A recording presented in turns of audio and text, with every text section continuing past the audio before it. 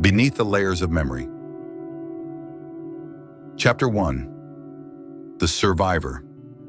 The wind howled through Ashcroft's skeletal pines, carrying flecks of snow that stung Dr. Nathaniel Reed's face as he stepped out of his rental car. The town was a smudge of gray against the endless white of the northeast winter, its streets silent except for the occasional groan of a snowplow. He pulled his coat tighter, the chill seeping through the wool, and checked the address scrawled on a crumpled note: Ashcroft Sheriff's Station, 112 Main Street. The building squatted at the edge of town, a low brick structure with frost-crusted windows, looking more like a forgotten post office than a hub of law enforcement. Inside, the air smelled of stale coffee and damp boots. A deputy with a tired face glanced up from a desk cluttered with papers and a flickering computer monitor. "Dr. Reed?" she asked, her voice clipped but not unkind. He nodded and she gestured toward a hallway. "Sheriff's waiting. Second door on the left." Sheriff Daniel Holt was a broad man, his uniform straining against his shoulders, his eyes carrying the weight of too many winters in this nowhere town. He stood as Reed entered, offering a handshake that was firm but perfunctory. "Thanks for coming out, Doctor.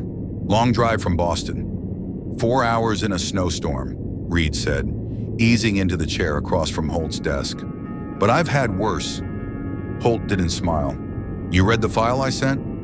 "Enough to know why I'm here." Reed's tone was even, professional, but his mind was already sifting through the details from the emailed report. A family of 4, mother, father, daughter, and stepfather, slaughtered in their home 3 months ago. No forced entry, no witnesses, except for a 15-year-old boy, Eli Sutton, found curled in a closet, blood-soaked but unharmed. The case was closed, chalked up to a drifter who'd long since vanished into the wilderness. Yet here Reed was, called in because the boy hadn't spoken a word since that night.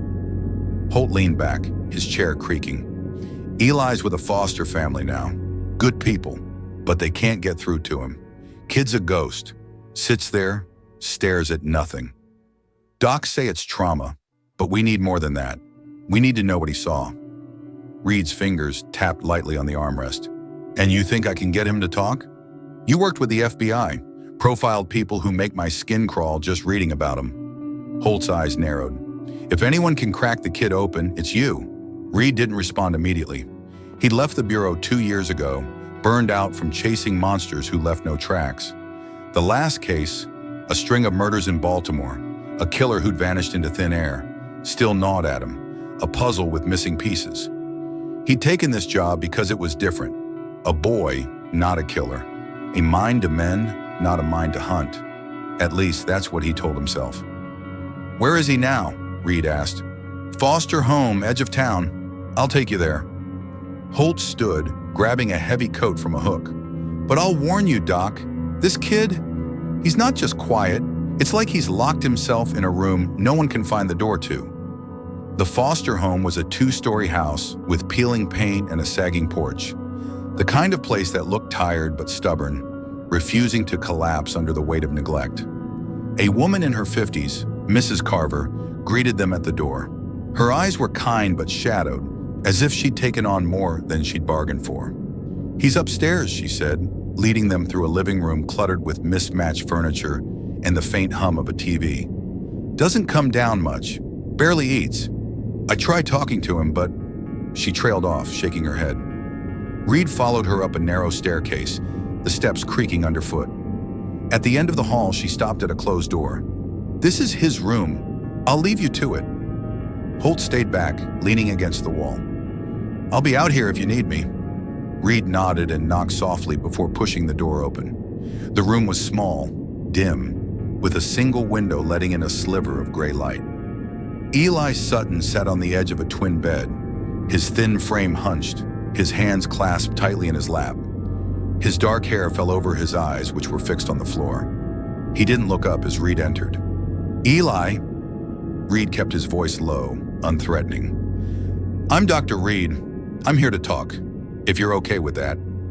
No response, not a flicker of movement. The boy could have been a statue, carved from the same cold stone as the town outside. Reed pulled a chair from the corner, positioning it a few feet away, and sat down. He studied Eli, noting the tension in his shoulders, the way his fingers twitched almost imperceptibly, as if fighting some invisible restraint. "I'm not here to push you," Reed continued. "You don't have to say anything today. I just want you to know I'm here to listen when you're ready." Silence, the kind that pressed against the walls, heavy and suffocating. Reed had seen it before. Trauma locking a mind shut, like a vault with no key. But there was something else here, something in the way Eli's eyes didn't wander, didn't search. They were fixed, not on the floor, but through it, as if he were staring at something no one else could see. Reed leaned forward slightly, keeping his movements slow. "I read about what happened, Eli. I can't imagine what it's like to carry that. But I've worked with people who've been through hard things. Sometimes talking, even just a little, can make it feel less heavy." Nothing. Reed waited, letting the silence stretch. He'd learned long ago that patience was a tool, not a weakness. Minutes passed, the only sound the faint whistle of wind against the window. Then almost imperceptibly, Eli's head tilted, just enough for Reed to catch a glimpse of his eyes. Dark, hollow, but sharp, like a blade hidden in shadow. "Do you like music, Eli?" Reed asked, shifting tactics. He'd read in the file that a music box had been found at the scene, undamaged, its melody a haunting detail in an otherwise brutal report. "Maybe there's a song you remember, something that feels safe." For the first time, Eli moved. His fingers tightened around each other, knuckles whitening. His lips parted, but no sound came. Then slowly his gaze lifted, not to Reed, but to the window, where snowflakes danced against the glass. Reed followed his gaze, then looked back at the boy. "Is there something out there, Eli? Something you want to tell me about?" The boy's breath hitched, a small, jagged sound. His eyes flickered, and for a moment, Reed thought he might speak. But then Eli's shoulders slumped, and he sank back into himself, the moment gone. Reed stood, careful not to crowd the boy. "That's okay. We'll try again tomorrow." He moved toward the door, pausing to glance back. Eli was still staring at the window, his expression unreadable. But Reed felt it, a crack in the silence, small but real. Downstairs, Holt was waiting, arms crossed. "Anything?" "Not yet," Reed said, pulling on his coat. "But he's in there, somewhere." Holt grunted, unconvinced. "Hope you're right, Doc. This town's got enough ghosts." As they stepped back into the snow, Reed's mind churned. The file had painted a clean picture. A random act of violence, a killer long gone. But clean cases didn't sit right with him. They never had. And something about Eli Sutton, the way his silence felt less like fear and more like a wall built with purpose, told Reed this case was anything but clean. Chapter 2. The Blizzard Night. The Sutton house loomed at the end of a winding road, its silhouette barely discernible through the veil of snow that had thickened since morning. Dr. Nathaniel Reed's boots crunched against the frozen ground as he followed Sheriff Holt, their breath forming fleeting clouds in the frigid air. The house was a relic of Ashcroft's better days. 2 stories of weathered clapboard, its windows dark, its chimney silent. Crime scene tape, tattered by 3 months of wind and neglect, fluttered weakly across the front porch. "Place hasn't been touched since the investigation wrapped," Holt said, his voice muffled by the storm. He fumbled with a keyring, unlocking the front door. "Family's gone. No one's clamoring to move in. Can't say I blame them." Reed said nothing, his eyes scanning the structure. The police report had described a straightforward scene, a family massacred in their sleep, the killer slipping in and out like a shadow. No fingerprints, no footprints, no signs of a struggle. Too clean, Reed thought, for a crime so brutal.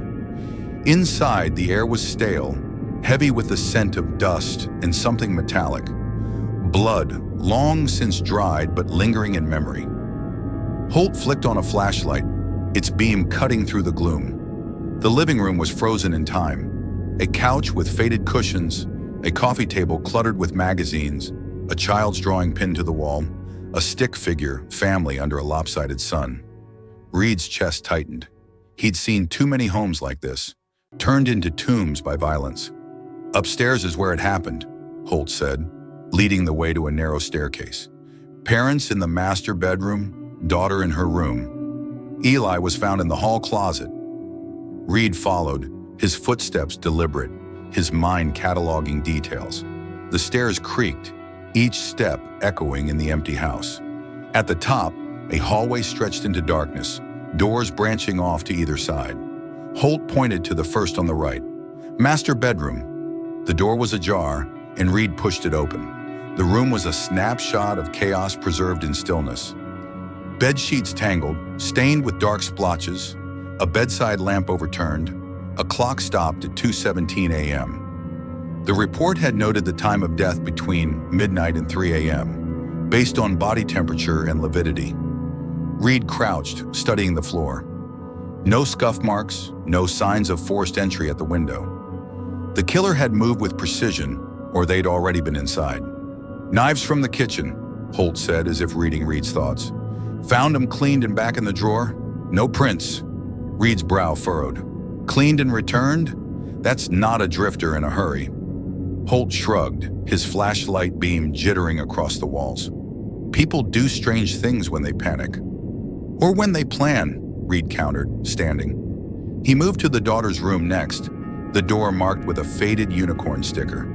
Inside, the scene was softer but no less grim. A twin bed with a pink comforter, a stuffed bear slumped against the pillow, bloodstains fanning across the wall like a grotesque mural. Reed's stomach churned, but he forced himself to focus. The window was locked, the sill untouched by snow or dirt. He glanced at the closet door, slightly open, and pictured Eli curled inside, his world collapsing in screams he couldn't voice. Closet where you found him? Reed asked, nodding toward it. Yeah. Kid was tucked in so tight we almost missed him. Holt's voice softened, just for a moment. Covered in blood, but not a scratch on him. Reed opened the closet door, the hinges groaning. It was small, barely enough room for a child, let alone a teenager. He shone his phone's light inside, noting the slatted wooden floor, the coat hooks empty except for a single scarf, blue and frayed. Something caught his eye, a faint scratch mark on the inside of the door, barely visible. He traced it with his finger, the wood rough under his touch. Not random, deliberate, like someone had clawed at it, not to escape, but to mark something. Sheriff, did the report mention this? Reed asked, pointing. Holt leaned in, squinting. Not that I recall, probably just wear and tear. Reed didn't argue, but his mind filed it away. Wear and tear didn't leave marks that precise. He stepped back, scanning the hallway. Anything else stand out during the investigation? Objects out of place? Missing items? Holt hesitated, then shook his head. Just the music box. Found it on the living room table, still wound up, playing some nursery rhyme. Creepy as hell, but it didn't lead anywhere. Reed's pulse quickened. The music box, mentioned in the file, noted as an anomaly. A small wooden thing, its melody described as out of place in the carnage. He made a mental note to examine it later. Mind if I look around downstairs? Knock yourself out, Holt said, glancing at his watch.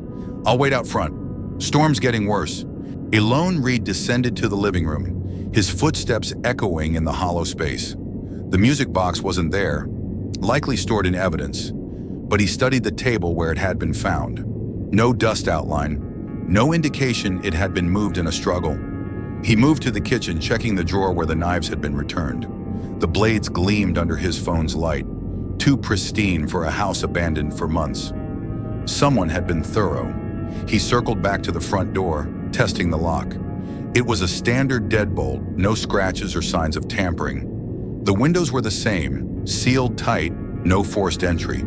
The report's narrative, a stranger slipping in, killing and vanishing, felt flimsier by the minute. Killers didn't clean knives and lock doors behind them. Not unless they knew the house. Not unless they belonged here. Outside, the blizzard had thickened, snow swirling in chaotic spirals. Holt was waiting by the car, his collar turned up against the wind. Find anything, Doc? Questions, Reed said, his voice clipped. The scene doesn't add up. No forced entry, no tracks, knives cleaned and put back. Either your drifter's a ghost, Or the report's missing something? Holt's jaw tightened. Case is closed, Reed. We called you for the kid, not to reopen old wounds. Reed met his gaze, unflinching. The kid's the only one who knows what happened, and I'm starting to think he's not the only one keeping quiet. Holt didn't respond, just opened the car door and climbed in. Reed followed, his mind racing. The house had told him little, but enough to confirm what he'd suspected since meeting Eli. The truth wasn't in the police file. It was buried somewhere deeper, in the boy's silence, in the scratches on a closet door, in a melody that played while a family bled. As they drove back through the storm, Reed's thoughts drifted to Eli's hollow eyes, fixed on the window as if searching for something or someone. The boy was a lock, and the house was a key. Reed just had to find the right way to turn it. Chapter 3. Beneath the Ice of Silence. The room was too small for the weight it carried. A single bulb flickered overhead, casting uneven shadows across the foster home's spare bedroom, now repurposed as Dr. Nathaniel Reed's temporary office. The walls were bare except for a faded floral print, peeling at the edges, and a desk sat wedged against the window, its surface cluttered with Reed's notebook, a pen, and a small digital recorder. Across from him, Eli Sutton perched on a wooden chair, his thin frame rigid, his eyes fixed on the floorboards as if they held secrets the rest of the world couldn't see. Reed leaned forward, keeping his posture open, non-threatening. Eli, I know this feels strange, he said, his voice low and steady, like a hand extended to someone teetering on a ledge. You don't have to talk today. We can just sit, get used to each other. Eli didn't move, didn't blink. His hands rested in his lap, fingers interlaced so tightly the knuckles gleamed white. Reed had seen this before, trauma's grip, locking a person inside their own mind. But Eli's silence wasn't just fear, it was deliberate, a fortress built with care. Reed's job was to find the gate. He opened his notebook, glancing at the sparse notes from the case file. Eli Sutton, 15th, sole survivor, nonverbal since incident, no physical injuries. The words felt clinical, inadequate. They didn't capture the boy in front of him, the way his stillness seemed to hum with something unspoken, like a wire pulled taut. Let's try something simple, Reed said, reaching into his bag. He pulled out a small speaker, no bigger than a coffee mug, and connected it to his phone. Music can help sometimes, takes the pressure off words. He scrolled through his playlist, pausing at a file labeled Nursery Rhyme. Music box. The report had mentioned the music box found at the scene, its melody looping through the bloodshed. Reed had tracked down a similar tune online, a soft, lilting version of Twinkle, Twinkle, Little Star. It was a gamble, but he'd seen triggers like this unlock memories before. He pressed play. The notes drifted into the room, delicate and haunting, each chime landing like a snowflake on glass. Reed watched Eli closely, noting every micro movement. The slight twitch of his jaw, the way his fingers loosened, then tightened again. For a moment, nothing else changed. Then Eli's head tilted, almost imperceptibly, toward the speaker. Does that sound familiar, Eli? Reed asked, keeping his tone neutral. Maybe from home or somewhere else? Eli's eyes flicked upward, not to Reed, but to the ceiling, as if following the notes into some distant place. His breath quickened, shallow and uneven, and his right hand jerked, a single finger tapping against his thumb. Reed's pulse quickened too. He'd hit something, a crack in the ice. Eli, he said softly, if you remember something, you don't have to say it. You can nod or point or just sit with it, whatever feels right. The boy's lips parted, a faint tremble running through them. No sound came, but his eyes darted to the window, where snow pressed against the glass in soft, relentless waves. Reed followed his gaze, then looked back, noting the way Eli's shoulders hunched, as if bracing for a blow. He's not just reacting to the music, Reed thought. He's seeing something. The melody looped, its simplicity jarring against the tension in the room. Reed let it play, giving Eli space to process. He'd worked with trauma victims before, soldiers, survivors, children, and knew the mind could bury truths too heavy to carry. But Eli's response wasn't just memory, it was conflict, as if part of him wanted to speak and another part was holding him back. "Eli," Reed tried again, "does this song remind you of that night? Or maybe someone in your family?" The boy's head snapped toward Reed, his eyes wide, pupils dilated. For a split second, Reed saw something raw. Fear, yes, but also recognition, like a door swinging open before slamming shut. Eli's hand shot to his ears, covering them as if the music were a physical force.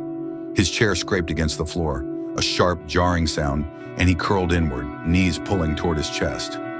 Reed stopped the music instantly, the silence rushing in like a tide. "I'm sorry, Eli. I didn't mean to push you." He kept his voice calm, but his mind was racing. That reaction wasn't random. The music had touched something buried, something Eli's mind was fighting to keep locked away. He leaned back, giving the boy space. "We're done with the music for now. You did great just sitting through that. It's a start." Eli didn't uncurl, but his breathing slowed, his hands dropping back to his lap. Reed watched him, piecing together the fragments.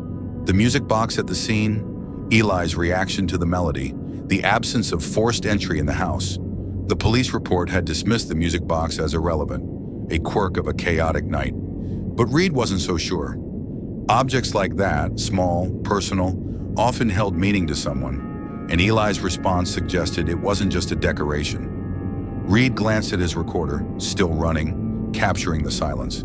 He'd review it later, listen for any subtle sounds, a breath, a shift, that might reveal more. For now, he needed to build trust, not break it. "Eli, I'm going to leave a notebook with you," Reed said, pulling a small blank journal from his bag. He set it on the desk, along with a pencil. "If you want to write or draw something, anything at all, you can. No one else has to see it unless you want them to." Eli's eyes flicked to the notebook, then back to the floor.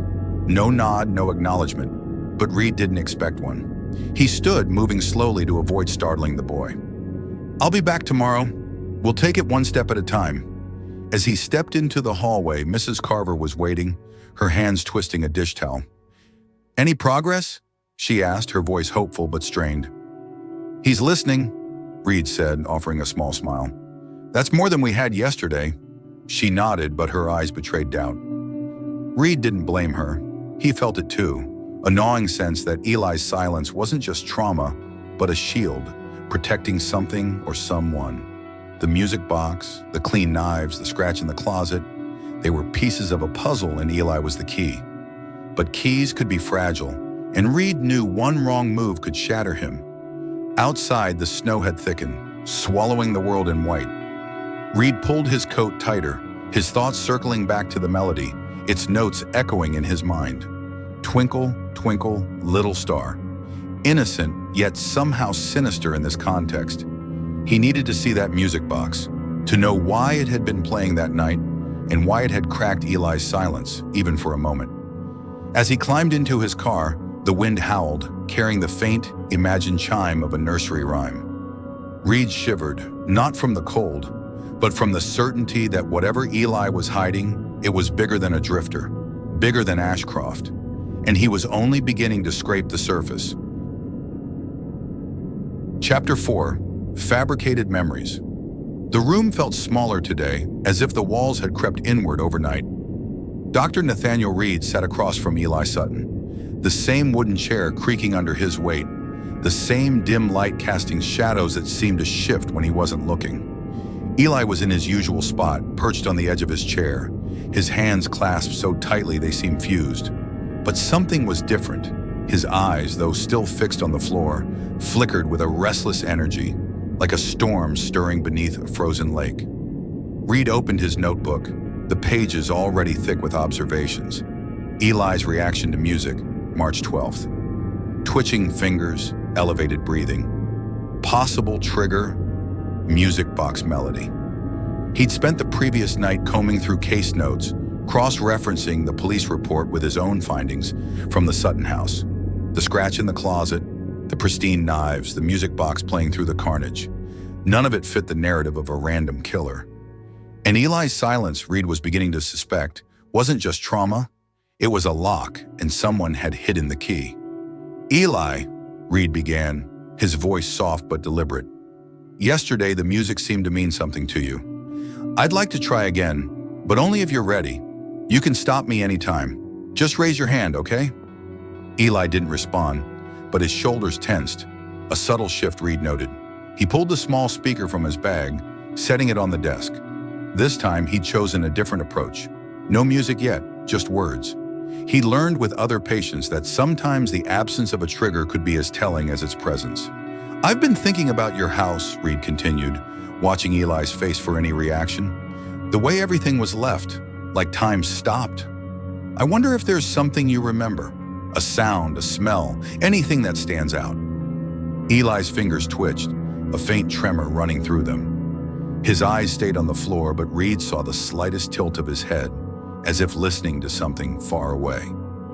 Reed leaned forward, keeping his movement slow. Maybe it's not a big thing. Maybe it's something small, like a song your mom used to sing, or a game you played with your sister. The boy's breath hitched, a jagged sound that cut through the quiet. Reed froze, his instincts screaming that he was close to something. He kept his voice steady, almost a whisper. Eli, if you want to share something, even one word, I'm here. For a long moment, nothing happened. The room was a vacuum, swallowing sound and time. Then Eli's lips parted, and a voice, small, cracked, like dry leaves underfoot, slipped out. Mirror. Reed's heart thudded, but he kept his face neutral, professional. Mirror? He echoed, careful not to push too hard. Can you tell me more? Was there a mirror in the house that night? Eli's eyes lifted, meeting Reed's for the first time. They were wide, dark, and raw, like wounds that hadn't healed. He was in the mirror, Eli whispered, each word a struggle, as if torn from somewhere deep and guarded. Then just as quickly his gaze dropped, and he curled inward, hands clutching his knees. Reed's mind raced. Not a random word, not a delusion. Eli had seen someone, or thought he had. The police report hadn't mentioned mirrors, but Reed recalled the master bedroom, a tall oval mirror in the corner, its surface unmarred, reflecting the chaos of that night. He jotted a quick note. Mirror, possible visual trigger, hallucination, or real figure. Thank you, Eli, Reed said, his tone gentle but firm. That's a big step. You don't have to say more today, but I'm proud of you for sharing that. Eli didn't acknowledge the praise, his body still coiled tight. Reed let the silence settle, giving the boy space to retreat. But the word mirror echoed in his mind, sharp and heavy. It wasn't just what Eli said, it was how he said it, with a certainty that didn't match the vagueness of trauma-induced hallucinations. Someone had been in that house, someone Eli associated with a mirror, and Reed was starting to suspect that someone wasn't a stranger. He shifted tactics, pulling the notebook Eli had been given yesterday from the desk. It was untouched, the pages blank. Eli, I know drawing or writing might feel hard, but sometimes it helps when words are too heavy. If you remember anything about the mirror or the person you saw, you can put it here. He slid the notebook closer, leaving the pencil beside it.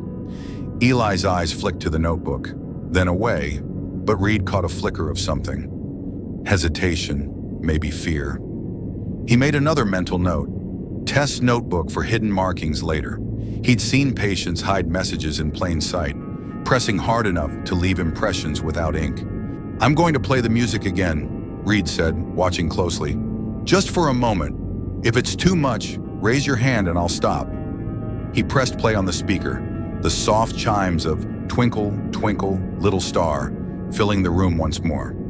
Eli's reaction was immediate. His hands shot to his ears, his body rocking slightly, but this time, his lips moved, mouthing words Reed couldn't catch. The recorder was running and Reed hoped it would pick up something he couldn't hear. The melody looped once before Eli's hands shot up, trembling. Reed stopped the music instantly, the silence rushing back like a cold wind. You did good, Eli, he said, leaning back to give the boy space. We'll stop there. But Reed's mind was far from stopping. Eli's words, he was in the mirror, and his reaction to the music suggested something deeper than trauma. The boy's mind was a maze, and someone had rearranged its walls. Reed had seen it before. in cases of psychological manipulation, memories altered, truths buried under layers of suggestion. The term floated to the surface of his training: confabulation. Fabricated memories planted to obscure reality. But by whom? And why? As the session ended, Reed stood, his movements deliberate. "I'll see you tomorrow, Eli. You're stronger than you think." He paused at the door, glancing back. Eli was staring at the notebook, his fingers twitching as if itching to pick up the pencil. Reed closed the door softly, his thoughts churning. Downstairs, Mrs. Carver was in the kitchen, stirring a pot of soup that filled the air with the faint scent of thyme. "He say anything?" she asked, her voice a mix of hope and exhaustion. "One word," Reed said, keeping it vague. "It's a start." Her face softened, but Reed didn't linger. He stepped outside, the snow crunching under his boots, and pulled out his phone to call Sheriff Holt. "I need access to the evidence locker," he said when Holt picked up. "Specifically the music box." Holt's sigh crackled through the line. "You're digging, Doc. Case is closed." "Then it won't hurt to let me look," Reed shot back, his tone sharper than intended.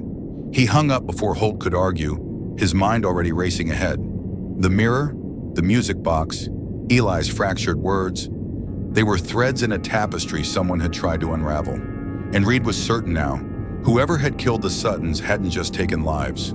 They'd taken Eli's truth and buried it beneath layers of carefully crafted lies. Chapter 5. The Invisible Friend. The foster home's makeshift therapy room felt colder today, the air heavy with the scent of old wood and the faint tang of snow seeping through the cracked window frame. Dr. Nathaniel Reed sat across from Eli Sutton, his notebook open to a fresh page. The word mirror circled from yesterday's session. Eli was in his usual chair, his thin frame hunched, but his eyes were different, less vacant, more restless, darting to the corners of the room as if tracking something only he could see. Reed kept his voice soft, a lifeline in the silence. "Eli, you mentioned the mirror yesterday. You said he was in the mirror. Can we talk about that? Who did you see?" Eli's fingers twitched, curling into his palms. His lips parted, then closed, as if testing the weight of words before letting them free. Reed waited, his pen poised, knowing that pushing too hard could snap the fragile thread of trust they'd begun to weave. The recorder hummed faintly on the desk, capturing every breath, every shift in the chair. "He watches," Eli whispered, his voice so low it was almost swallowed by the room. His eyes flicked to the window, then back to the floor. "Always watching?" Reed's pulse quickened, but he kept his expression neutral. "The man in the mirror? Is that who watches you?" Eli nodded, a small, jerky movement, his hands unclenched, one finger tracing an invisible pattern on his knee. A circle, then a line, over and over. Reed jotted it down, repetitive gesture, possible self-soothing or memory trigger. "Can you tell me what he looks like, Eli?" "Anything about him? His face? His clothes?" The boy's breath hitched, a sharp, ragged sound. "No face," he said, his voice trembling but clearer now. "Just eyes and a shadow. He's always there." Reed leaned forward slightly, careful not to crowd. "Was he there that night, Eli? In the house?" Eli's body stiffened, his eyes squeezing shut. For a moment, Reed thought he'd lost him, that the boy would retreat back into silence. But then Eli spoke, his words tumbling out like stones dislodged from a dam. "He was in the mirror, in Mom's room. I saw him before. His voice cracked, and he curled inward, arms wrapping around himself. Reed's mind raced. The mirror in the master bedroom, tall, oval, unmarred by the chaos around it.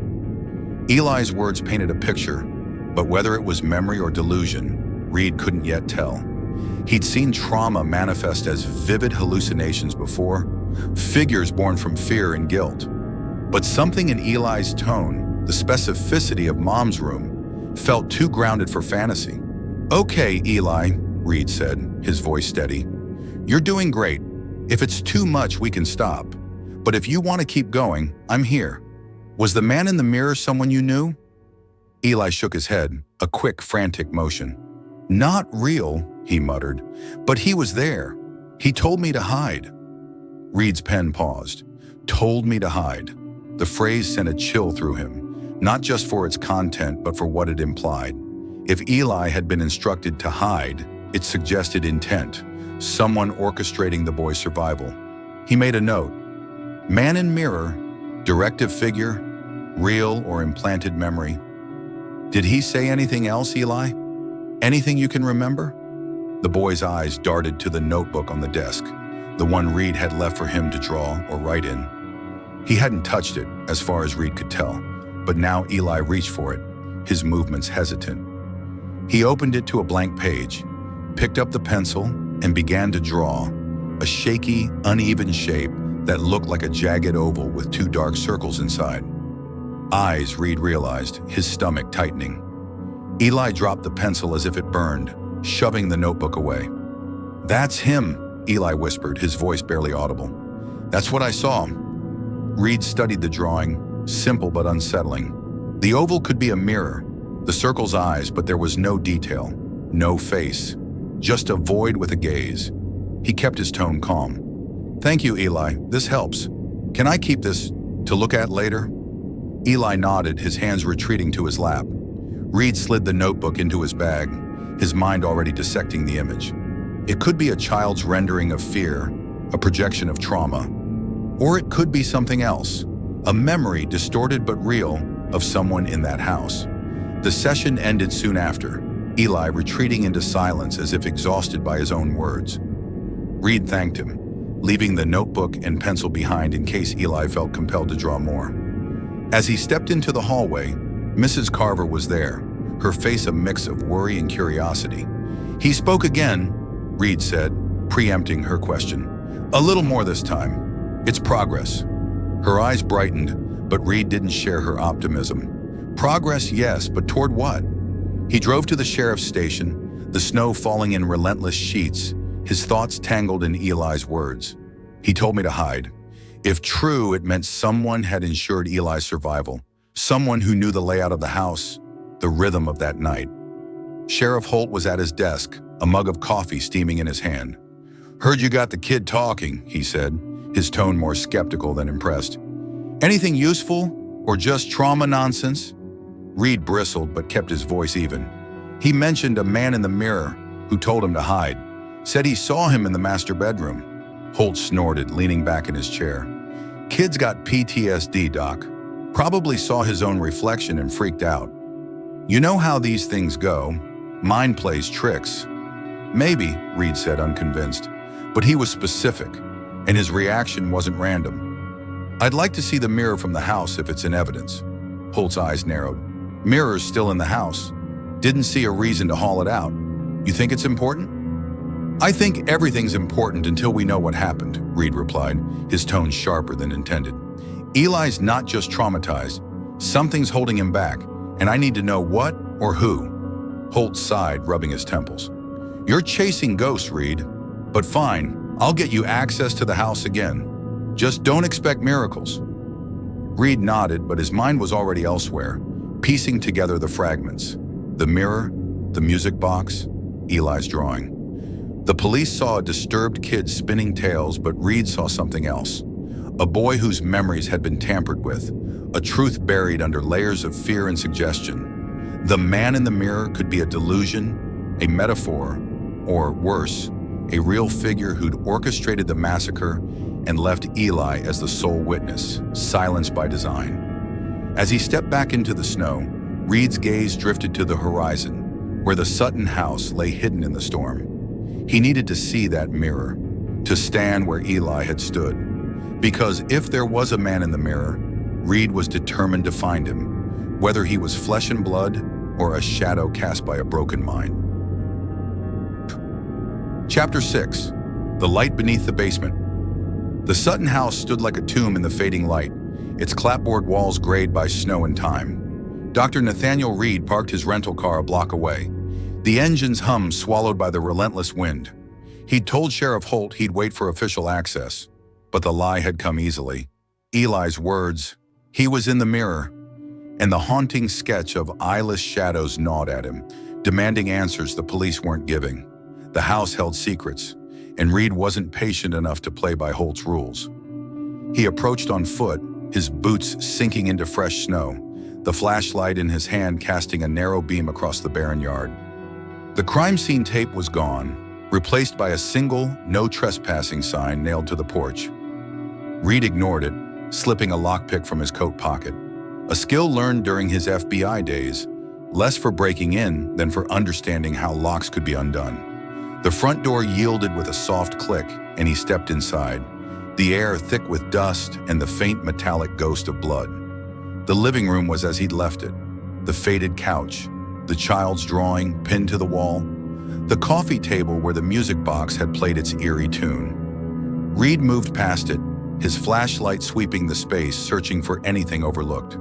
The police report had been thorough but selective, dismissing details like the music box and the scratch in the closet as irrelevant. Reed didn't buy it. Cases this brutal weren't solved by ignoring anomalies. He headed to the kitchen, his beam catching the knife drawer. He opened it, the blades glinting as if polished yesterday. Too clean, he thought, for a house abandoned for months. He closed the drawer and turned, his light grazing the floor. A faint seam caught his eye, barely visible beneath a worn rug near the pantry. He crouched, pulling the rug aside. The seam formed a square, a trap door, its edges flush with the floorboards, no handle to betray its presence. Reed's pulse quickened. The house's floor plan, included in the police file, showed no basement. He ran his fingers along the seam, finding a slight indentation. Using his pocket knife, he pried it open, the wood groaning as a narrow staircase descended into darkness. A faint, musty smell wafted up, tinged with something sharper, chemical, like bleach or old paint. He hesitated, glancing back at the front door. Holt would have his head if he found out, but Reed was past caring. He descended, the stairs creaking under his weight, each step swallowing more of the dim light from above. At the bottom, his flashlight revealed a concrete room, no larger than a garage, its walls bare except for a single metal shelf cluttered with boxes and jars. In the corner, a light bulb hung from a frayed cord, its switch within reach. Reed flicked it on, half expecting it to fail, but a weak yellow glow flooded the space. The room was sparse but deliberate. A folding table sat against one wall, its surface scarred with scratches and stains. Reed approached, his light catching faint outlines, rectangles like books or files that had once rested there but were now gone. He scanned the shelf, finding nothing but empty mason jars and a rusted toolbox. No papers, no clues, just the sense of a space recently emptied. Then his beam hit the far wall, and he froze. A series of marks etched into the concrete formed a pattern, circles and lines, jagged and uneven, like the drawing Eli had made of the man in the mirror. Reed pulled out his phone, snapping photos, his mind racing. The marks weren't random. They were deliberate, almost ritualistic, mirroring Eli's sketch with unsettling precision. He traced one with his finger, the concrete rough and cold. Someone spent time here, he thought. Someone who didn't want to be found. He moved to the table, noticing a faint stain. Dark, irregular, not blood, but something else. Ink, maybe, or oil. He crouched, shining his light under the table. A small object glinted in the corner, a metal key, half buried in dust. Reed picked it up, its weight surprisingly heavy for its size. No markings, no clear purpose. But it didn't belong here, not in a basement absent from the official records. His phone buzzed, startling him. A text from Holt. "Where you at, Doc? Need you at the station." Reed cursed under his breath, slipping the key into his pocket. He couldn't stay. Holt's suspicion was already a problem, and being caught trespassing would end his access to Eli. He took one last look at the marks on the wall, committing them to memory, then climbed the stairs, closing the trapdoor and smoothing the rug back into place. Outside, the snow had slowed, leaving the world in a hush that felt complicit. Reed drove to the station, his mind churning. The basement wasn't just an oversight, it was a deliberate omission. Someone had cleaned it out, erased its purpose, but left those marks, either by accident or as a taunt. And the key in his pocket, small but heavy, felt like a promise of answers he didn't yet understand. At the station, Holt was waiting, his arms crossed, his face a mask of irritation. "Thought you were waiting for my go-ahead to check the house," he said, his tone sharp. "Couldn't sleep," Reed lied, meeting Holt's gaze. "Went for a drive, ended up there. Found something you missed." Holt's eyes narrowed. "Missed what?" "A basement," Reed said, watching for a reaction. "Not in your floor plan. Empty, but someone's been there. Recently." Holt's jaw tightened, a flicker of something, surprise or maybe unease, crossing his face before he schooled it. "Old houses have weird additions. Doesn't mean anything." "Then why wasn't it in the report?" Reed pressed, his voice calm but unyielding. "You searched the place top to bottom, but missed a whole room?" Holt leaned forward, his voice low. "You're here for the kid, Reed, not to play detective. Stick to your job or you're out." Reed didn't flinch, but he backed off, knowing he'd pushed as far as he could. "Fair enough, but I need to see the music box. Eli's reacting to it, and I think it's tied to what he saw." Holt sighed, rubbing his neck. "Fine, it's in evidence. I'll have it pulled tomorrow. But don't go digging where you're not wanted, Doc. This town's got enough trouble." Reed nodded, but as he left the station, the key in his pocket felt heavier. The marks on the basement wall burned into his mind. The man in the mirror wasn't just Eli's delusion. It was a thread leading somewhere dark, somewhere the police didn't want him to go. And that basement, hidden from the official record, was proof that someone had gone to great lengths to bury the truth. As he drove through the snow-dusted streets, Reed's thoughts turned to Eli, to the boy's trembling voice and haunted eyes. The basement, the mirror, the music box. They were pieces of a puzzle, and Eli was the only one who could fill in the gaps. But someone had made sure he wouldn't, and Reed was determined to find out who and why. Chapter 7. The Game of Hide and Seek. The therapy room was a cage of shadows, the single bulb overhead flickering as if unsure of its purpose. Dr. Nathaniel Reed sat across from Eli Sutton, his notebook open, the pages now crowded with sketches of mirrors, basement markings, and the cryptic word he circled in red. Eli was quieter today, his hands folded in his lap, but his fingers traced invisible patterns, circles, lines, the same jagged shapes he'd drawn before. Reed watched, his mind still churning from the basement discovery. A hidden room, erased from the police records, its walls etched with symbols that matched Eli's haunting sketch. "Eli," Reed began, his voice a careful balance of warmth and precision. "You've been giving me pieces of a puzzle. The mirror, the man you saw. I'd like to try something today. Maybe draw a little more if you're up for it. Sometimes pictures say what words can't." Eli's eyes flicked to the notebook on the desk, the one Reed had left for him days ago. It was no longer blank. Yesterday, after their session, Reed had found it open to a new page, covered in jagged, overlapping shapes, circles within circles, crossed by sharp lines like a child's attempt at a maze. At the center was a crude figure, an oval head, two dark dots for eyes, no mouth. The man in the mirror, Reed assumed. But there was something else. A series of smaller shapes, like stick figures, arranged in a ring around it. Reed slid the notebook toward Eli, opening it to the drawing. "This is really good, Eli. Can you tell me about it? What do these shapes mean to you?" Eli's breath hitched, his fingers tightening in his lap. He didn't touch the notebook, but his eyes locked onto the drawing, wide and unblinking. "It's the game," he whispered, his voice barely audible, cracked like thin ice. "Hide and seek." Reed's pulse quickened, but he kept his face calm, professional. "Hide and seek? Like you played with your family?" Eli shook his head, a quick jerky motion. "Not family, him. He made us play." His voice trembled, each word a struggle, as if pulled from a place he wasn't supposed to go. In the dark, in the basement. Reed's mind flashed to the hidden room beneath the kitchen, its concrete walls scarred with those same circular patterns. He leaned forward slightly, careful not to startle the boy. "The man in the mirror? He was in the basement with you." Eli's hands shot to his ears, a gesture Reed now recognized as his retreat from memory. But this time, He didn't stop speaking. He said, "Find the light," but I couldn't. I hid. I always hid. His eyes darted to the window, where snow pressed against the glass, a silent barrier between them and the world.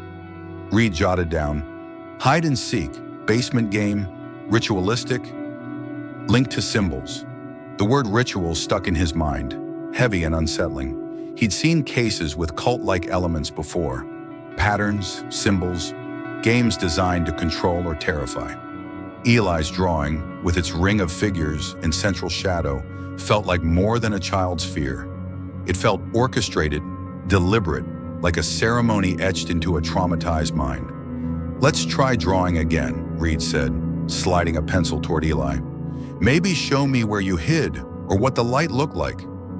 Eli hesitated, his hand hovering over the pencil before grasping it. He drew slowly, his movements shaky but precise. A rough outline of a room, square, with a single bulb hanging from the ceiling. Around it, he sketched more figures, stick-thin, their arms raised in a circle. At the edge of the page, he drew a small, curled shape. Himself, Reed realized, hiding in a corner. The pencil snapped in Eli's grip, the sound sharp in the quiet room. He dropped it, his hands retreating to his lap. "That's enough for now," Reed said quickly, sensing the boy's distress. "You did great, Eli. This helps me understand." He took the notebook, studying the new drawing. The bulb, the figures, the hidden child. It mirrored the basement he'd found, but the ring of figures suggested something communal, something planned. A game, yes, but not a child's game. A ritual, perhaps, or a performance meant to leave a mark. Reed ended the session early, letting Eli retreat into silence. He thanked Mrs. Carver on his way out, her worried eyes following him as he stepped into the snow. The drawings burned in his mind, their shapes too similar to the basement's markings to be coincidence. He needed answers, and the music box, still locked in the evidence locker, was his next step. But first, he had to confront Holt. At the sheriff's station, Holt was hunched over paperwork, his face etched with fatigue. "You're back quick," he said, barely looking up. "Kid give you anything new?" "He drew this," Reed said, sliding a photocopy of Eli's latest sketch across the desk. "And he mentioned a game, hide and seek, in a basement, the one your team missed." Holt's eyes flicked to the drawing, then back to Reed, his expression hardening. "Kid's traumatized, Doc. He's making up stories. You said it yourself. Trauma messes with memory." "This isn't just trauma," Reed countered, his voice steady but firm. "The basement's real. I saw it. And these symbols match what's on the walls. You're telling me your team didn't notice a hidden room?" Holt leaned back, his chair creaking. "Old houses have quirks. Doesn't mean it's tied to the murders. You're seeing patterns where there aren't any." "Then let me see the music box," Reed pressed. "Eli's reacting to it, and now he's talking about games and basements. If it's nothing, I'll drop it." Holt's jaw tightened, but he nodded. "Fine, it's in evidence. I'll have it brought up. But you're on thin ice, Reed. Keep pushing, and you're out of here." Reed didn't respond, but as he left the station, the weight of the key from the basement pressed against his thigh, a reminder of what he'd found, and what Holt wasn't saying. The drawings, the symbols, the game of hide and seek, they pointed to something darker than a random killing. A ritual, perhaps, or a psychological trap set to keep Eli silent. The man in the mirror wasn't just a shadow in Eli's mind. He was a figure someone wanted erased. As Reed drove through Ashcroft's snow-choked streets, the Sutton house loomed in his thoughts, its basement a silent witness to whatever had happened that night. Eli's drawings were a map, incomplete, but leading somewhere, and Reed was determined to follow it, even if it meant stepping into the dark himself. Chapter 8: The Second Father. The sheriff's station was a fortress of fluorescent light, its hum cutting through the late afternoon silence. Dr. Nathaniel Reed sat across from Sheriff Holt, the music box between them on the desk. A small wooden thing, its edges worn but intact, its lid carved with a faint star pattern. Reed had waited days for this, but now, holding it, he felt a strange weight, as if it carried more than just a melody. Eli's drawings, the basement symbols, and the boy's whispered words about a game swirled in his mind. each piece pointing to a truth the town seemed desperate to bury. "Careful with that," Holt said, his voice gruff. "It's evidence, not a toy." Reed nodded, turning the music box over in his hands. He wound it gently, and the familiar chime of "Twinkle, Twinkle, Little Star" filled the room, delicate but unnerving in its simplicity. He pictured Eli's reaction to the same melody, hands over ears, body curled tight, and felt a chill. "Eli mentioned a game in the basement," Reed said, keeping his tone even. "Hide and seek with someone he calls the man in the mirror. Any chance this music box was part of it?" Holt leaned back, his chair creaking. "Kid's head's a mess, Doc. You're reading too much into it. That box was just sitting on the table when we found the bodies. Probably played itself out after the power flickered." Reed's eyes narrowed. "Power flickered, but the box kept playing? That's a hell of a coincidence." Holt shrugged, but his gaze flickered, a crack in his usual stonewalling. Reed made a mental note. Holt's defensive, hiding something? He set the music box down, its melody fading. "I've been looking into the family, specifically the stepfather, Robert Klein. The file's thin on him. No priors, no history, almost too clean." Holt's jaw tightened. "What are you getting at?" "I'm saying clean records don't just happen," Reed replied, his voice steady but sharp. "Not for a family man in a small town. I did some digging, found an old report from a neighboring county, domestic disturbance, 8 years ago. Klein's name came up, but it was buried. No charges, no follow-up." "Why?" Holt's face darkened, but he didn't answer right away. Reed pressed on. "Eli's drawings, his talk of a game, the basement you didn't know about.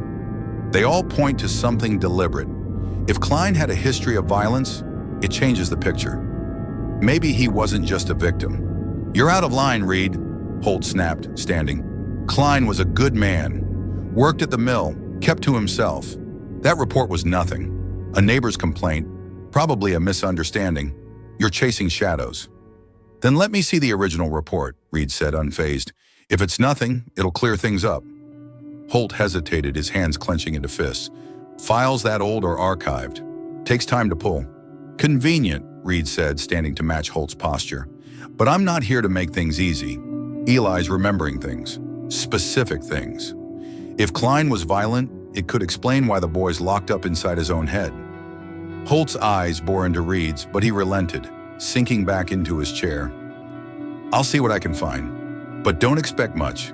And stop poking around where you're not wanted." Reed left the station, the music box's melody echoing in his mind. He drove to the local library, a squat building with frost-covered windows, to dig deeper. The librarian, an older woman with sharp eyes, pointed him to a computer terminal with access to regional records. Reed searched for Robert Klein, cross-referencing names and dates. Most of what he found was mundane. Tax records, a marriage certificate to Eli's mother, Laura. But then he stumbled on a sealed court document from a decade ago, accessible only because of a glitch in the system's archive. The document was brief but damning. A restraining order filed by Laura Sutton against Robert Klein, dated 2 years before their marriage. Allegations of physical abuse, withdrawn after a week. No charges filed, no police follow-up. Reed's stomach tightened.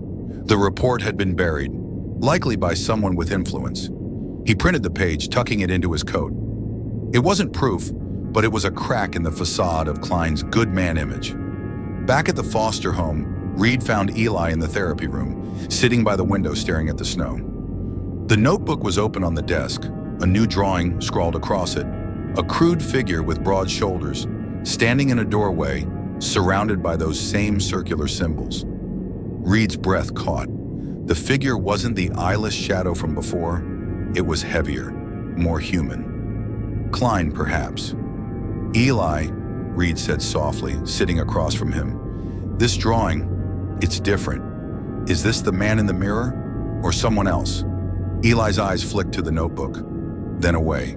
His voice was a whisper, barely audible.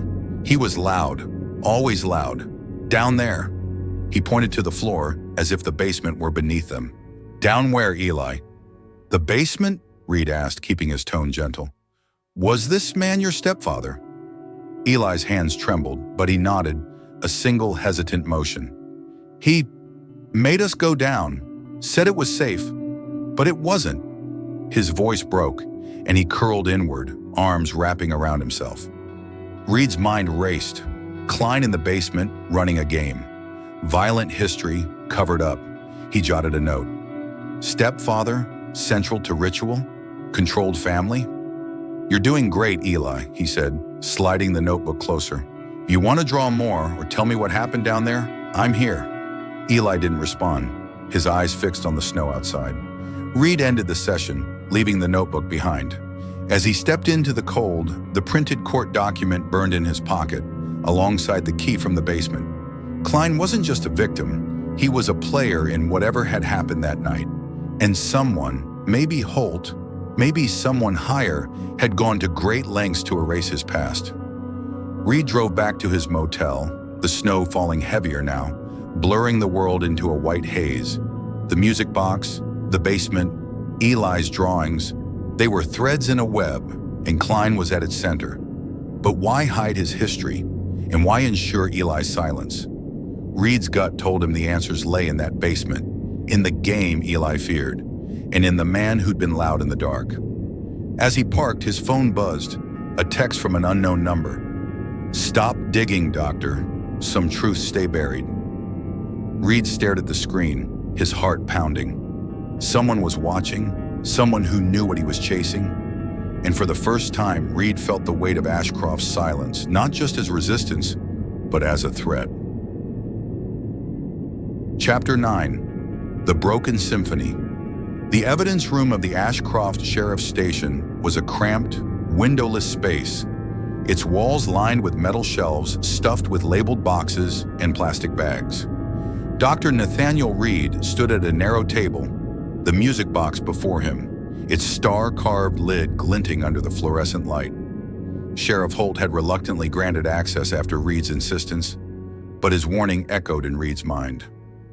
Don't go digging where you're not wanted. The anonymous text from last night, "Stop digging, doctor," lingered like a shadow, but Reed pushed it aside. The music box, with its haunting melody, was a key to Eli's memories, and he wasn't leaving without answers. He turned the box over, examining its base. The police report had dismissed it as a sentimental object, left playing by chance during the murders. But Reed's gut told him otherwise. Eli's reaction to its melody, hands over ears, body curled tight, suggested it was more than a relic. He wound it, the familiar chimes of Twinkle, Twinkle, Little Star filling the room, delicate but jarring in the sterile space. As the tune looped, Reed noticed a faint irregularity, a soft click, almost inaudible, buried in the notes. He stopped the mechanism, his fingers tracing the box's edges. A small panel, no larger than a coin, was hidden in the base, its seam nearly invisible.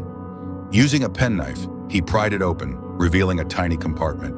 Inside was a micro cassette, its label faded but legible. Sutton House, November 12th, 2024. Reed's pulse quickened. The murders happened on November 12th, 2024, 3 months ago.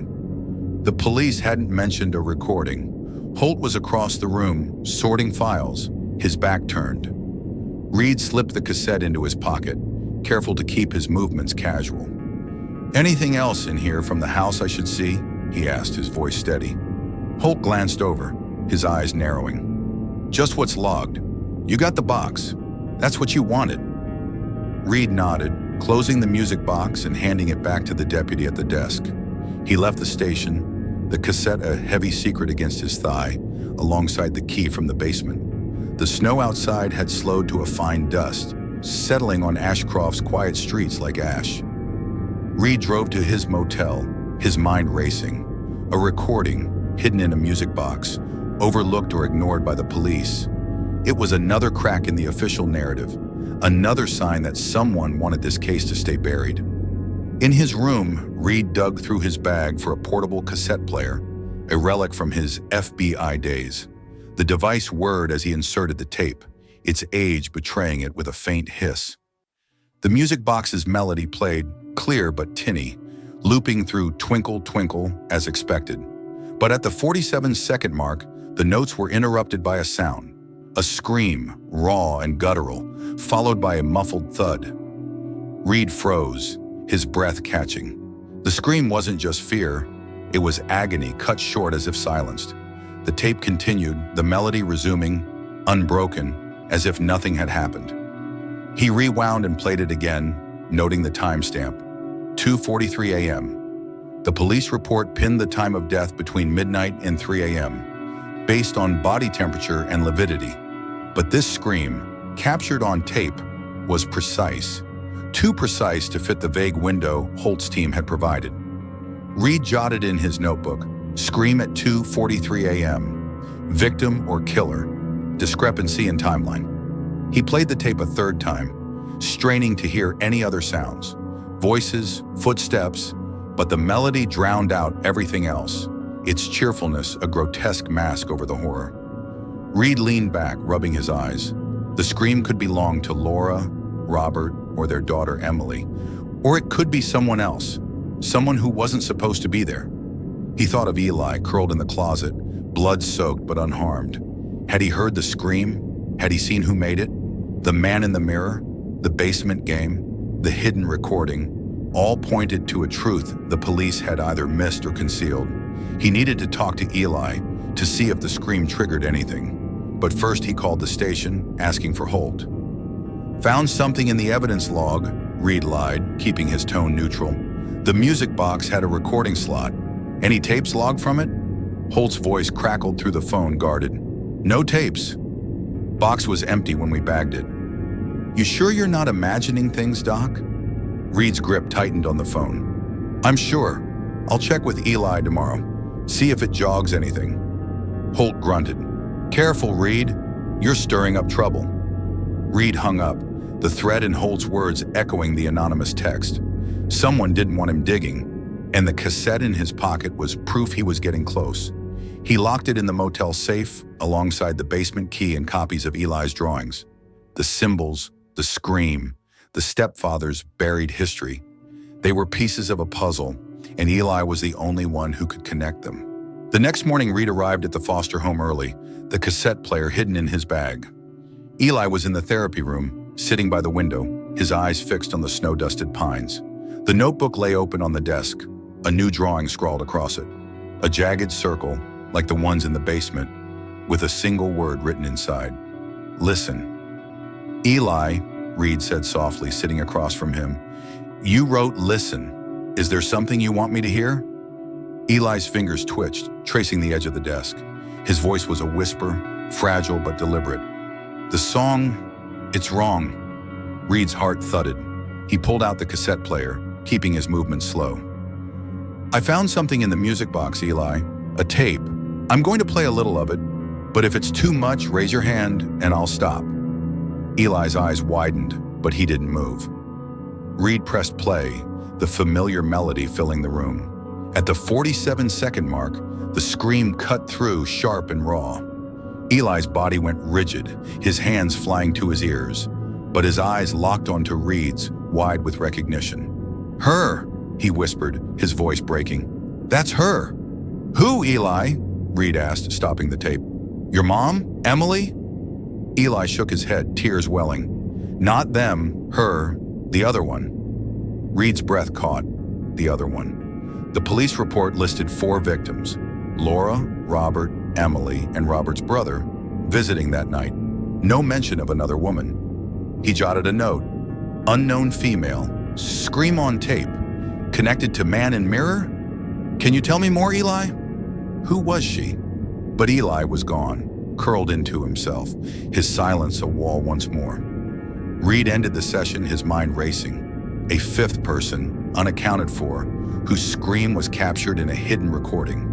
The police hadn't found a tape because someone had removed it, or never logged it.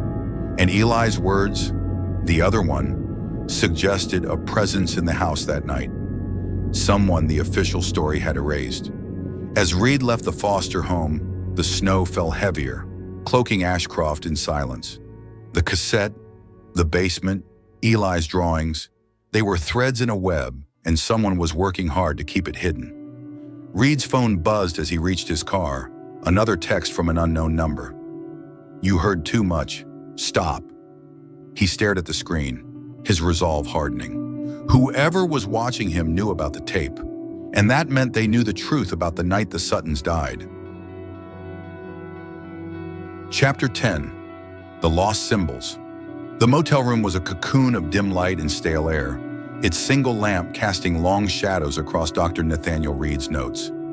Papers littered the desk, photocopies of Eli's drawings, the basement key, a transcript of the music box's chilling scream, and the sealed court document detailing Robert Klein's buried history of violence. Reed's eyes burned from hours of reading, but sleep was a distant thought. The anonymous text from last night, "You heard too much. Stop," hung like a blade over his head, a warning that someone in Ashcroft was watching, and they were scared. Reed's latest find lay open before him, a worn diary, its leather cover cracked, discovered in a box of unlogged evidence he'd persuaded a reluctant deputy to let him examine. The box, labeled Sutton Residence, Miscellaneous, had been tucked away in the sheriff's station, overlooked or deliberately ignored. The diary belonged to Laura Sutton, Eli's mother, its pages filled with tight, hurried handwriting. Reed had spent the night poring over it, and what he found sent a chill deeper than the Ashcroft winter. The entry was dated March 15, 2015, 10 years ago when Eli was 5. "The program started today," Laura wrote. "They call it special treatment, but it feels wrong. Robert says it's for Eli's own good to make him stronger. But the sessions, they're not right. He comes back quiet, too quiet, and those symbols he draws, they scare me. I want to stop, but Robert says we can't. Not yet." Reed's pen hovered over the page, underlining special treatment and symbols. The diary didn't name the program or its organizers, but later entries grew more frantic. "Eli's not sleeping. He talks about a man in the mirror. I think they're doing something to him. I told Robert we're done, but he got so angry. I'm scared." Reed leaned back, his mind racing. A program, a decade ago, involving Eli and possibly Robert Klein. The symbols Laura mentioned matched the ones Eli drew now. Jagged circles, crossed lines, like the markings in the hidden basement. Reed flipped to another entry, dated a month later. "I found papers in Robert's desk. Something about conditioning. They're changing him, changing his memories. I don't know who to tell. No one will believe me." The final pages were torn out, leaving only frayed edges, as if Laura had tried to erase her own fears. He closed the diary, his fingers lingering on its cover. Conditioning, psychological manipulation, possibly hypnosis or something worse. Eli's silence, his fragmented memories of a man in the mirror, the basement game, they weren't just trauma. Someone had tampered with his mind, and Laura had known. Reed jotted a note. Special treatment program, linked to symbols, memory alteration, Klein involved, the scream on the music box tape, Eli's reference to the other one, and now this diary. It all pointed to a truth far darker than a random killing. Reed needed to talk to Eli to see if the diary or its symbols sparked anything. But first he had to confront Sheriff Holt. The diary hadn't been logged in the evidence report, just like the basement and the music box tape. Someone had gone to great lengths to bury these clues, and Holt's resistance was starting to feel less like skepticism and more like complicity. He drove to the station, the diary tucked in his bag, the snow outside falling in soft, relentless waves. Holt was at his desk, his face etched with exhaustion, a half-empty coffee mug at his elbow. "You're up early, Doc," he said, his tone flat. "What now?" Reed didn't sit. He placed the diary on the desk, its leather cover stark against the clutter. "Found this in your miscellaneous box. Laura Sutton's diary from 10 years ago. Mentions a special treatment program for Eli. Symbols, conditioning, a man in the mirror. Why wasn't it logged?" Holt's eyes flicked to the diary, then back to Reed, his expression unreadable. "Old junk gets missed. You know how it is. Small station, not enough hands." "Missed?" Reed's voice was sharp, cutting through the room. "Like the basement? Like the tape in the music box? This isn't sloppy work, Sheriff. It's deliberate." Holt stood, his bulk filling the space. Careful, Reed. You're accusing people of things you can't prove. That diary's just a grieving woman's ramblings. Doesn't mean anything. Then let me take it to Eli, Reed said, holding his ground. If it's nothing, he won't react. But if it's something, we might get closer to what happened. Holt's jaw tightened, but he nodded, a grudging concession. Fine, but you're on a leash, Doc.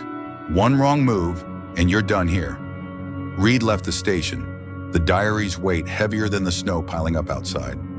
At the Foster home, Eli was in the therapy room, sitting by the window, his hands tracing those familiar circular patterns on his knee. Reed set the diary on the desk, open to a page with Laura's sketch of a symbol. A jagged circle, identical to Eli's drawings. Eli, Reed said softly, I found something your mom wrote.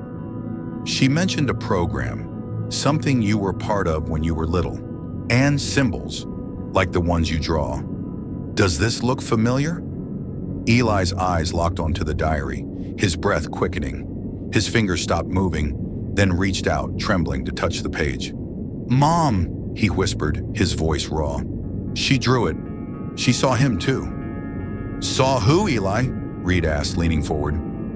The man in the mirror? Eli nodded, his eyes wide with a mix of fear and recognition. He was there, in the dark, with the light. He made me forget. His voice broke, and he pulled his hand back, curling into himself. Reed's heart pounded. Made me forget. Hypnosis, conditioning. Laura's diary and Eli's words were converging on a truth someone had buried deep. He slid the diary closer. Eli, if you can tell me anything about that program, or the man, it might help us understand what happened. But Eli shook his head, his silence returning like a shutter slamming shut. Reed didn't push, knowing he'd reached the boy's limit. He left the diary with Mrs. Carver, asking her to keep it safe, and stepped outside, the snow now a heavy curtain. His phone buzzed as he reached his car, a third anonymous text. You're too close. Leave, or you'll regret it. Reed stared at the message, his resolve hardening. The diary, the tape, Eli's memories. They were pieces of a machine, built to hide a truth about the Suttons' deaths. And someone in Ashcroft, someone with power, was desperate to keep it buried. Reed wasn't leaving, not until he knew who and why. Chapter 11. The Silence with Purpose. The snow fell in relentless sheets, cloaking Ashcroft in a white veil that muffled sound and blurred edges. Dr. Nathaniel Reed's motel room was a fortress of papers and shadows. The desk littered with Laura Sutton's diary, copies of Eli's drawings, and the basement key, its weight a constant reminder of the secrets it might unlock. The anonymous text, "Stop digging, doctor. You heard too much. You're too close," had escalated from warnings to threats, and tonight, as Reed sat reviewing his notes, a new message lit up his phone. Last chance. Leave by dawn, or you won't leave at all. Reed's jaw tightened, but he didn't flinch. He'd faced threats before, in his FBI days, chasing killers who thrived on fear. But this was different. Ashcroft's silence wasn't just fear. It was a calculated wall, built to protect someone or something. The diary's mention of a special treatment program, the scream on the music box tape, Eli's cryptic references to a man in the mirror, they all pointed to a conspiracy, and Reed was close to cracking it. He needed more on Robert Klein, Eli's stepfather, whose buried history of violence hinted at a role beyond victim. The sealed court document Reed had found, a restraining order filed by Laura, withdrawn under pressure, suggested someone had influence, someone who could make records disappear. Reed's gut pointed to the police, and one name kept surfacing. Deputy Carl Mercer, a longtime Ashcroft officer who'd signed off on the Sutton case's initial reports. Mercer's name appeared on the domestic disturbance report from 8 years ago, the one that vanished without charges. Too convenient, Reed thought, for a small-town deputy to miss so much. He drove to the sheriff's station under the cover of night, the snow swallowing his headlights. The station was quiet, its front desk manned by a young deputy who barely glanced up from his phone. Reed flashed his consultant ID, claiming he needed to review evidence logs. The deputy waved him through, uninterested. In the evidence room, Reed pulled the Sutton case file, flipping to the initial reports. Mercer's signature was everywhere. Scene descriptions, witness statements, even the log dismissing the music box as irrelevant. But one detail caught Reed's eye. A handwritten note, buried in the margins of an early report, dated the night of the murders. Mercer, check Klein's priors, sealed per Holt. Reed's blood ran cold. Sheriff Holt had known about Klein's history and ordered it sealed. He photographed the note, his hands steady despite the pulse hammering in his ears. This wasn't just negligence, it was a cover-up, and Mercer was the linchpin. Reed slipped the file back into place, his mind racing. If Mercer had buried Klein's past, he might know about the special treatment program Laura described, or the basement's purpose. As Reed left the station, a shadow moved in the parking lot, a figure tall and broad, leaning against a patrol car. Mercer. His face was half lit by a street lamp, his eyes hard. "Late night, Doc," he said, his voice low, edged with menace. "Find what you were looking for?"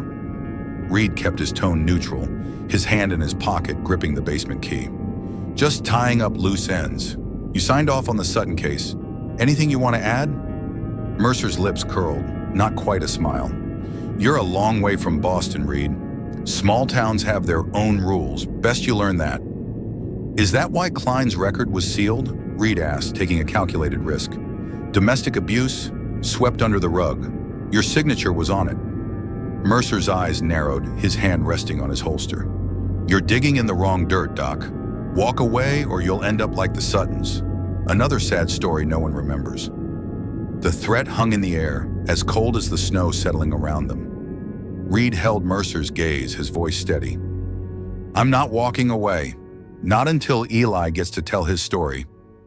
Mercer stepped closer, his breath visible in the frigid air. "You don't get it, do you? Some truths aren't worth knowing." He turned, climbing into his patrol car, the engine roaring as he pulled away. Reed stood in the snow, his heart pounding. Mercer's words weren't just a warning, they were an admission. He knew something, and Holt was likely protecting him. Reed drove to the foster home, his mind churning. He needed Eli to confirm the pieces. Klein's violence, the program, the basement, but the boy was fragile, and pushing too hard could break him. In the therapy room, Eli sat by the window, his hands tracing those familiar circular symbols on his knee. Reed placed Laura's diary on the desk, open to a page with her sketch of the jagged circle. "Eli," he said softly, "your mom wrote about a program, something that happened when you were little. She said it scared her. Does this symbol mean anything to you?" Eli's eyes locked onto the diary, his breath quickening. His voice was a whisper, raw and trembling. "They made me draw it, down there, with him." He pointed to the floor, his hand shaking. "The second father." Reed's chest tightened. "Klein. Your stepfather, Robert. Was he part of it?" Eli nodded, tears spilling down his cheeks. "He said it would make us safe, but it hurt, and she screamed." His voice broke, and he curled into himself, the silence rushing back. Reed jotted a note. Klein linked to program confirmed by Eli. Connected to Scream? He didn't push further, knowing Eli had reached his limit. "You're so strong, Eli," he said, his voice gentle. "We're getting closer. I'll keep you safe." But as Reed left the foster home, the weight of Mercer's threat settled over him. The deputy wasn't just protecting a secret, he was part of it. The diary, the tape, the basement symbols, they pointed to a truth that went beyond Klein, beyond the murders. Someone had conditioned Eli, silenced Laura, and ensured the town forgot. And now they were coming for Reed. His phone buzzed as he reached his car. A new text. Same unknown number.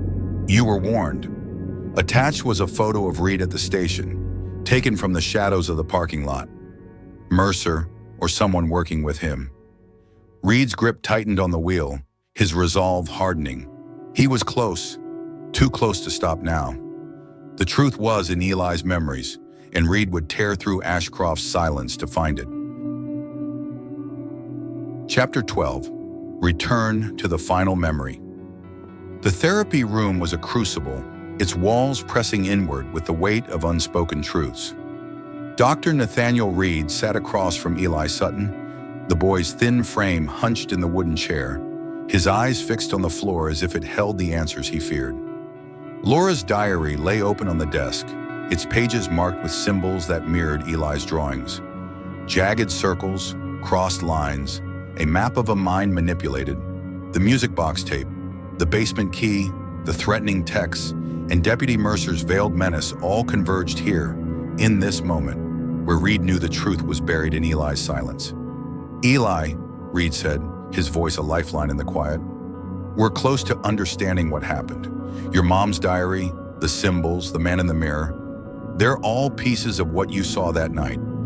I know it's hard, but if we face it together, you don't have to carry it alone." Eli's fingers twitched, tracing the familiar circular pattern on his knee. His breath was shallow, his eyes darting to the diary, then away. Reed had seen this before, trauma victims teetering on the edge of memory, afraid to step into the abyss. But Eli wasn't just traumatized. He was a vault, locked by someone who'd gone to great lengths to keep him silent. Reed's notebook was open, filled with clues: Klein's violence, sealed records, special treatment program, scream on tape, the other one. And now Eli's whispered confirmation of his stepfather's role in a game that wasn't a game at all. Reed leaned forward, his tone gentle but firm. "You mentioned your stepfather, Robert, in the basement. You said it hurt, that someone screamed. I think you saw something that night, something someone made you forget. Can we try to go back there? Just a little?" Eli's hands clenched, knuckles whitening. His voice was a whisper, raw and trembling. I can't. It's dark." He said not to tell. "Who, Eli?" Reed asked, his heart pounding. "The man in the mirror? Your stepfather?" Eli shook his head, tears spilling down his cheeks. "Not him. The other one. The first one." His voice broke and he curled inward, arms wrapping around himself. "He came back." Reed's breath caught. The first one. Not Robert Klein, Eli's stepfather, but someone else. Someone from before. He pulled Laura's diary closer, flipping to an entry he'd marked. "He's back. I saw him outside the house. Eli doesn't know, but I'm scared he'll find out." The date was a month before the murders, and Laura hadn't named the man, but Reed's mind raced to a possibility he'd overlooked. Eli's biological father, a figure absent from the police file, but hinted at in Laura's fear. "Eli," Reed said, softening his voice, "was it your dad? Your real dad, not Robert?" Eli's eyes widened, a flicker of recognition breaking through the fear. He nodded, a single jerky motion. He was there, in the mirror. He told me to hide, said it was a game, but it wasn't." His voice cracked, and he clutched his head as if the memory were a physical weight. "He made me forget.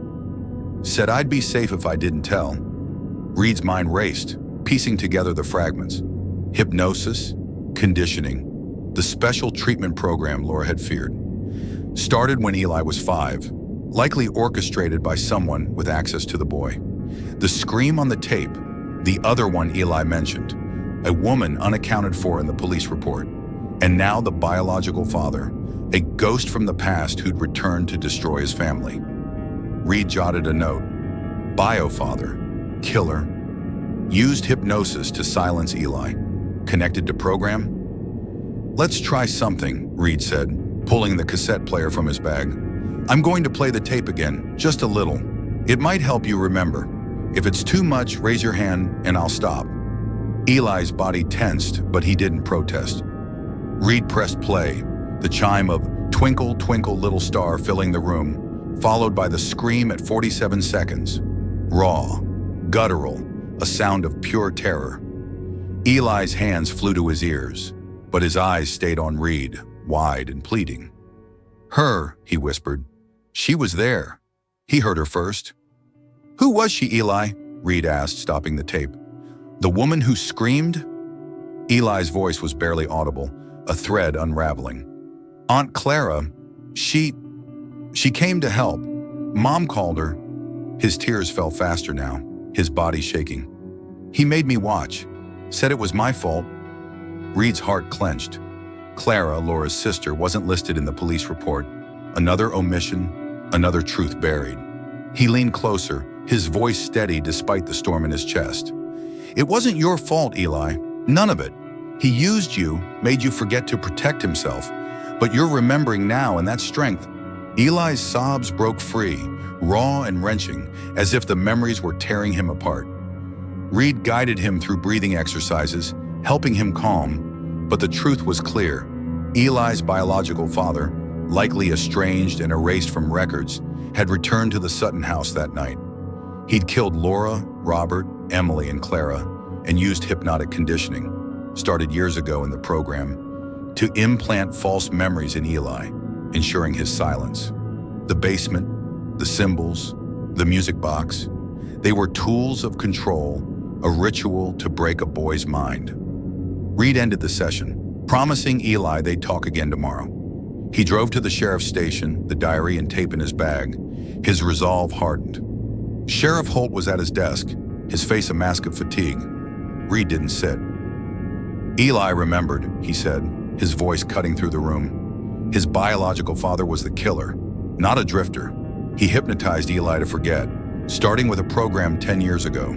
Clara, Laura's sister, was there that night, her screams on the tape.